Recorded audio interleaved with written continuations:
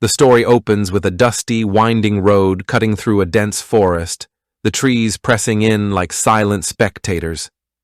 A beat-up SUV rumbles along the uneven path, carrying 5 friends, Ethan, Mia, Jake, Sarah, and Luke, on what was supposed to be an adventurous weekend trip to the abandoned mining town of Black Hollow. The mood inside the vehicle is light, filled with laughter and playful banter, the kind that comes with the thrill of breaking routine. Jake cracks a joke about horror movie logic, earning groans from the others, while Luke films everything, determined to document their epic exploration. As they drive deeper into the wilderness, the atmosphere shifts subtly. The trees grow taller, their gnarled branches casting long shadows across the road. The GPS flickers in and out before finally dying, prompting Ethan to reassure everyone that he knows the way. Then, out of nowhere, they pass a weather-beaten wooden sign, its words barely legible. "Turn back now." Sarah, the group's history buff, leans forward, intrigued. She mentions the local legends, how Black Hollow was abandoned after a mining disaster in the late 1800s, and how, over the years, hikers and thrill-seekers have vanished without a trace. Mia scoffs, dismissing it as small-town superstition, but there's a flicker of unease in her eyes. The radio, which had been playing static-filled classic rock, suddenly cuts to a news bulletin, a reporter's voice recounting the disappearance of a backpacker near Black Hollow 5 years ago. The transmission cuts out abruptly, leaving an eerie silence. Ethan forces a laugh, turning the radio off, but the mood has shifted. The road ahead seems darker now, the air heavier. As they round the final bend, the trees part to reveal the ghost town, Black Hollow, a skeleton of its former self. The buildings sag with age, their windows like hollow eyes watching the newcomers. The friends exchange glances, a mix of excitement and apprehension. None of them say it, but the same thought lingers in the air. Something feels wrong here, and with that, their fate is sealed. The SUV rolls to a stop in the center of Black Hollow, its tires crunching over gravel and dead leaves. The friends step out one by one, their voices suddenly hushed as they take in the desolation around them. The town is frozen in time. Weathered wooden buildings sag under the weight of decades, their paint peeled away like old scars. A rusted mining cart sits abandoned near the saloon, half buried in the earth, as if the ground itself is slowly reclaiming it. The air is unnaturally still, the only sound the distant creak of a swinging sign above the old general store. Jake breaks the silence with a forced joke, nudging Luke and asking if he's getting good footage for their doomed documentary. Luke grins, panning his camera across the decaying facades, but his usual commentary is absent.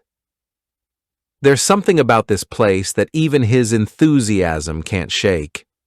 Sarah, ever the researcher, wanders toward the saloon, running her fingers along the splintered doorframe.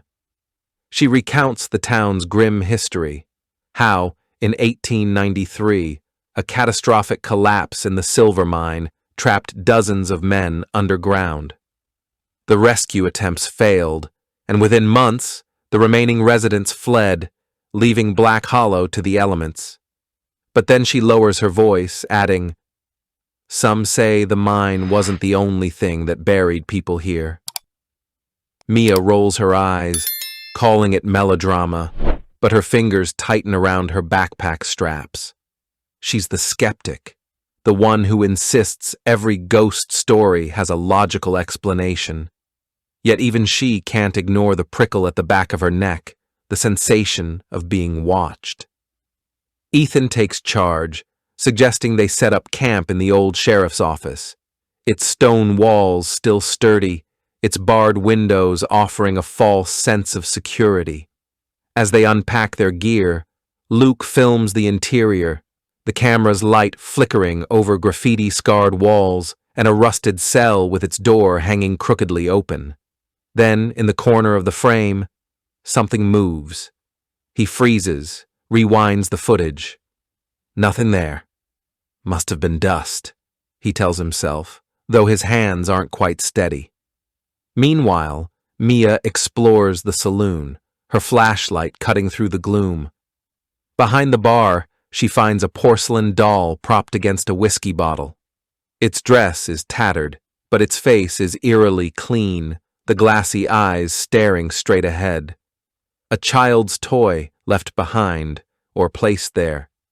She drops it with a gasp, and the sound echoes like a gunshot in the empty room. Outside, the wind picks up, howling through the hollow like a chorus of whispers.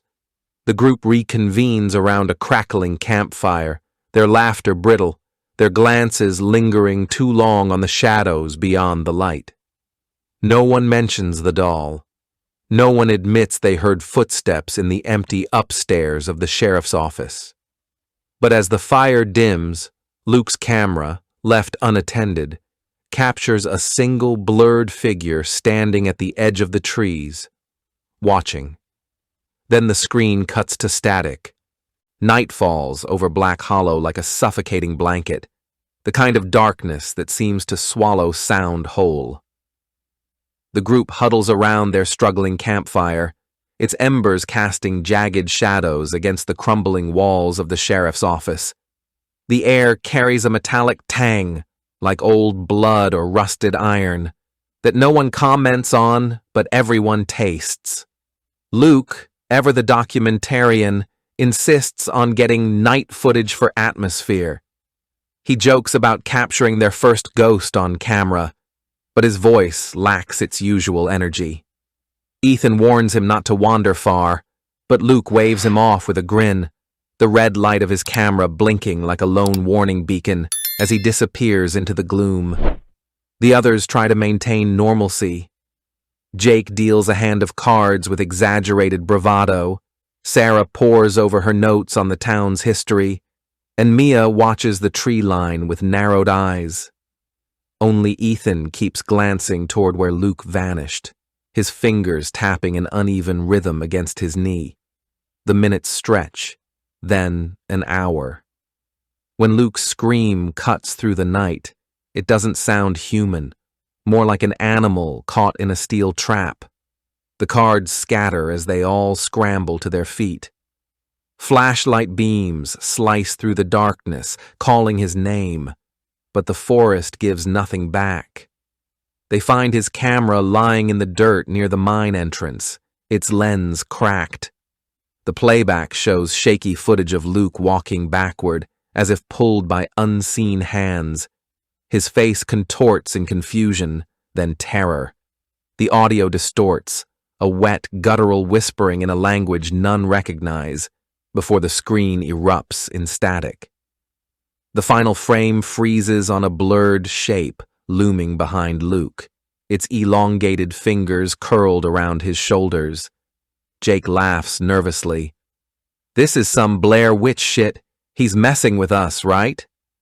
But the tremor in his voice betrays him. Sarah's hands shake as she examines the camera. Mia stares at the mine's gaping mouth, her skepticism crumbling like the town around them. Ethan makes the call. They'll search until dawn.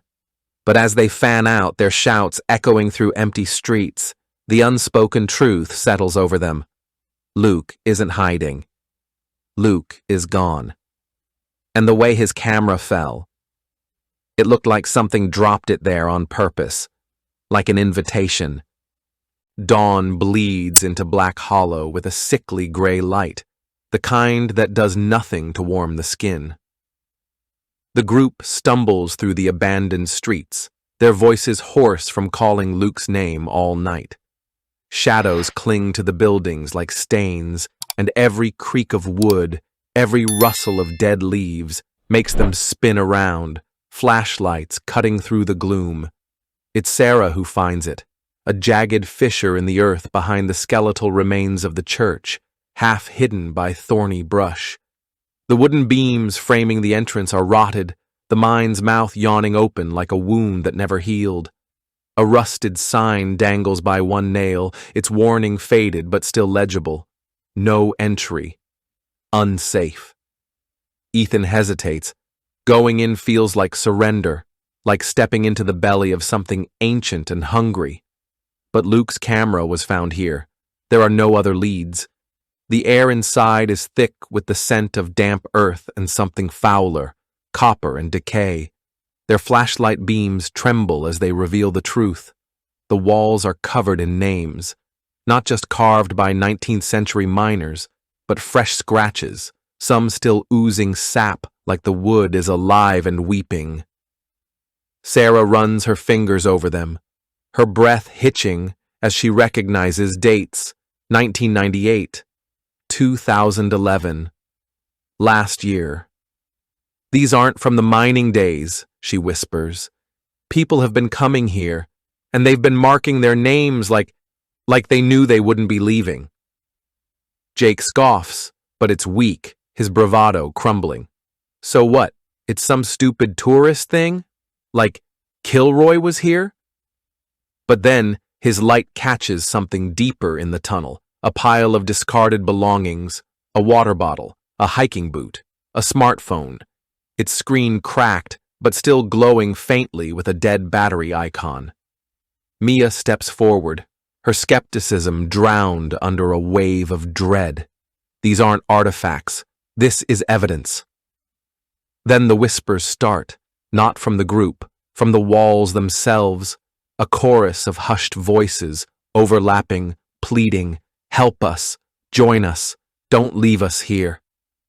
The words slither through the tunnels, echoing, directionless. Ethan's flashlight flickers.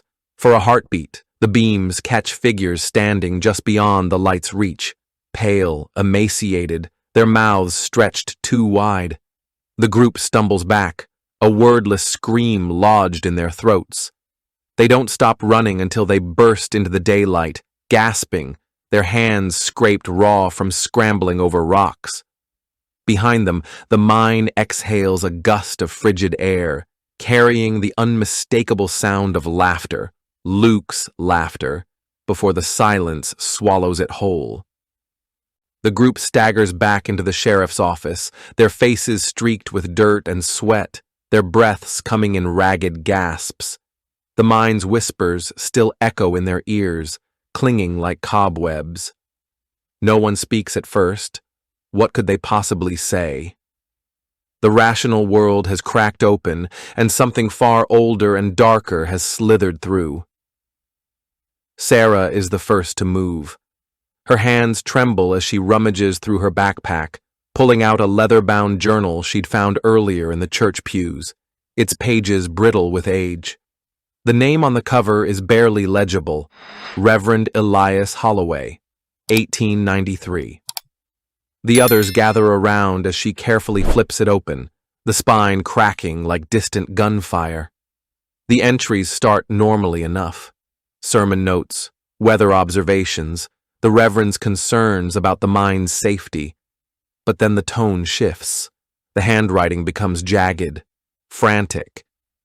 They are digging too deep. The men brought something up with the silver last week. It whispers to them in the dark. Jenkins swore he saw his dead wife standing at the foot of his bed, beckoning. This morning, 3 miners threw themselves down the shaft. Their faces were smiling.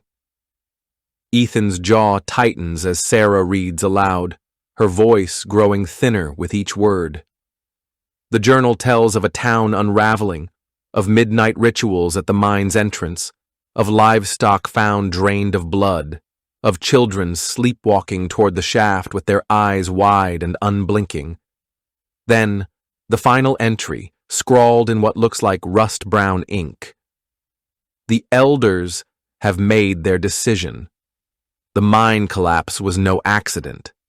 They sealed 30 men inside with it. A sacrifice to keep the rest of us safe. God forgive us. It says it will sleep now, but it will always be hungry. A heavy silence falls. Mia, usually the first to dismiss superstition, presses a hand to her mouth. Jake lets out a shaky laugh. So what? We're dealing with some ancient demon buffet situation? That's our takeaway? But there's no humor in it, just a desperate need for someone to tell him he's wrong. Sarah turns the page. A crude map is drawn there, the mine's tunnels, with a chamber circled deep underground. Beneath it, in shaky letters, "It waits here." Outside, the wind picks up, rattling the boarded windows.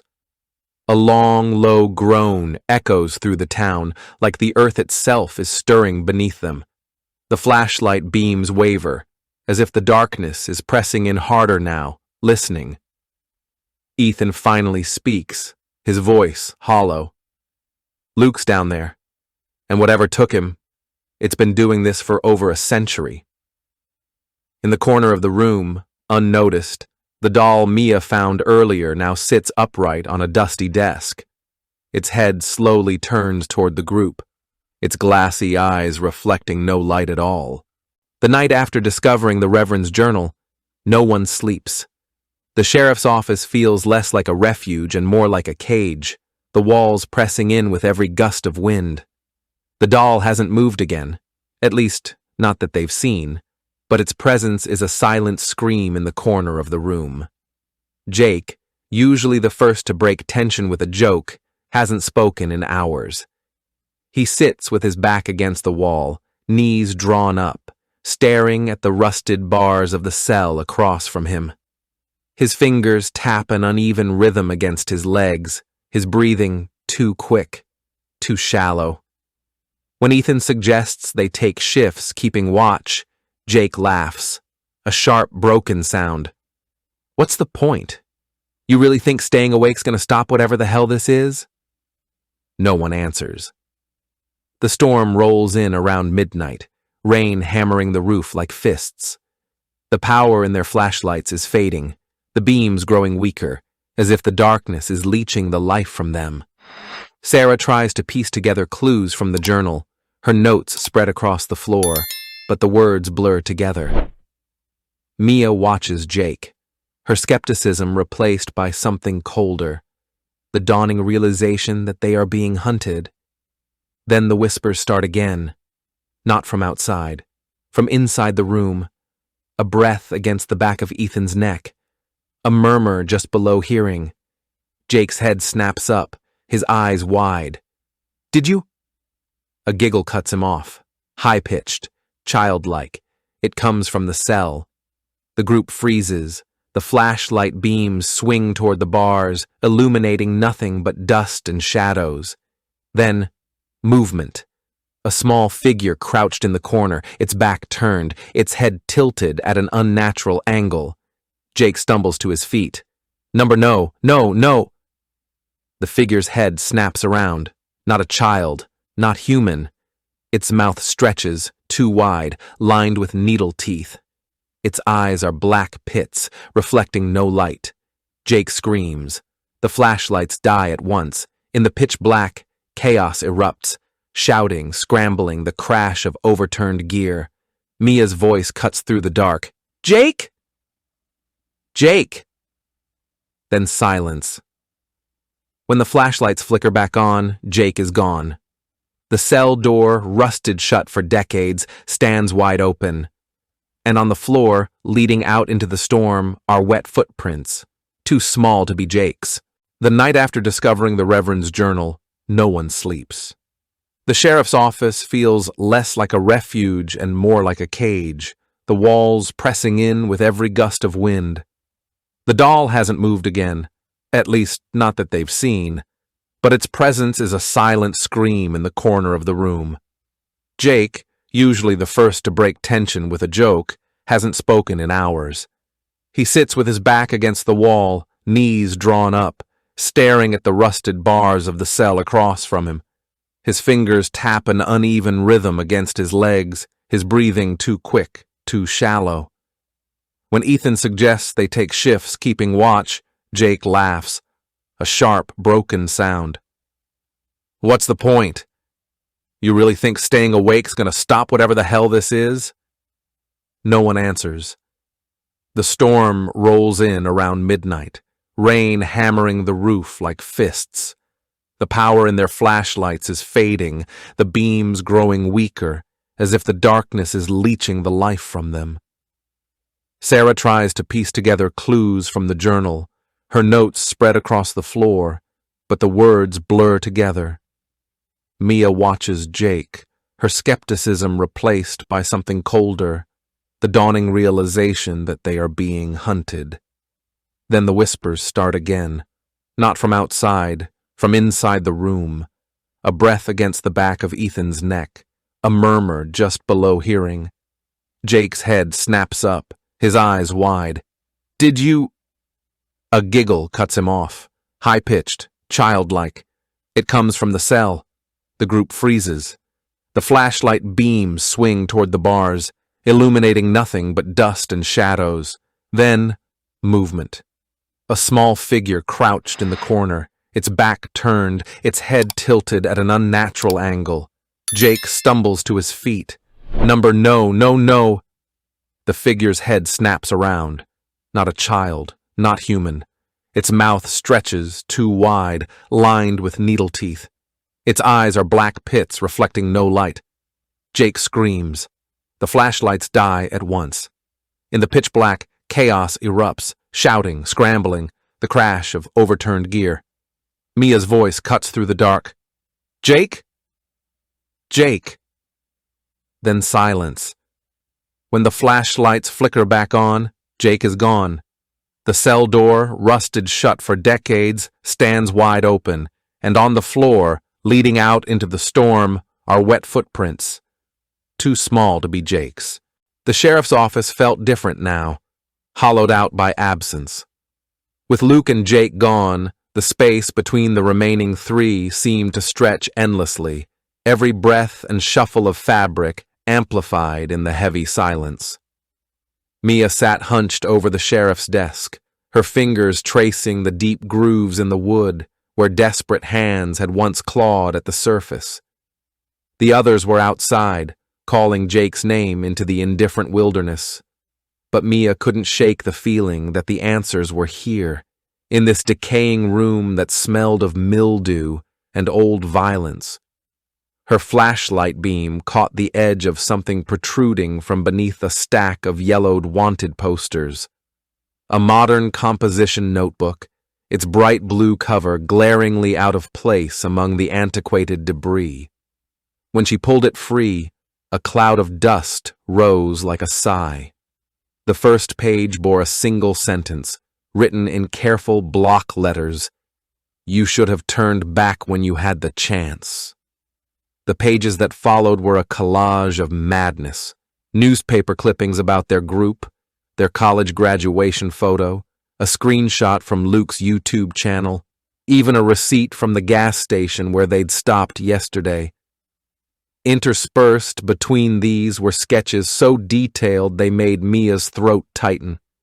Ethan sleeping in his tent, Sarah examining the church ruins, Jake laughing by the campfire. All drawn from the perspective of someone watching just beyond the tree line. But the most disturbing discovery came in the back pages. Dozens of letters, each addressed to a different person, all beginning with the same phrase, "Dear Visitor." Mia's hands trembled as she recognized variations of their own handwriting in these notes, some pleading for help, others resigned to fate, a few even welcoming the darkness. The most recent one, dated just last month, was written in what looked like her own penmanship. "I know you'll find this. I tried to warn the others, but it's too late for me now. It's learning our voices, our faces. Don't trust what you see. Don't trust what you hear. Especially don't trust your memories. It's been here longer than you realize. We've been here longer than you realize." A floorboard creaked behind her. Mia whirled around, the notebook falling from her hands. The beam of her flashlight cut through the gloom, illuminating the far corner of the room where the doll now sat, except it wasn't the same doll. This one wore a miniature version of her jacket, its yarn hair the exact shade of her auburn locks. Its porcelain face had cracked, revealing something dark and viscous beneath. From outside came the sound of Ethan calling her name. But when Mia turned toward the window, her reflection didn't move with her. It remained still, its mouth curling into a smile she'd never worn, its eyes black pits staring back at her with terrible familiarity. The notebook lay open at her feet, its final page now visible, a detailed map of the mine shaft with 4 X marks clustered together in the deepest chamber. Beneath it, in fresh ink that gleamed wet in the flashlight's glow, a new message had appeared. "You're the last one. They're waiting for you downstairs." Thanks for watching. If you enjoyed this video, hit that like button, subscribe, and ring the bell for more. Let me know your thoughts in the comments. I'd love to hear from you. See you in the next one. Bye for now.